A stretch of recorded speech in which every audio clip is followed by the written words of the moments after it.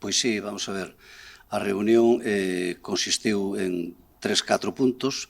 Un deles era fundamental, que era a elección de uns nomeamentos que había que facer, en concreto nomeamentos de vicepresidente e secretario ou secretaria do que é o padroado, e acordouse por unanimidade de todos que o que vai haber é 3 vicepresidencias, a vicepresidencia primeira, que vai ocupar a alcaldesa de Santiago, a vicepresidencia segunda, que ocupará o conselleiro de Cultura, e a vicepresidencia terceira, que ocupará o arzobispo de Santiago. E tamén se acordou que, como para as labores de secretariado de actas e da representación, pois formarán parte a secretaria da mesa do Parlamento e a vicesecretaria.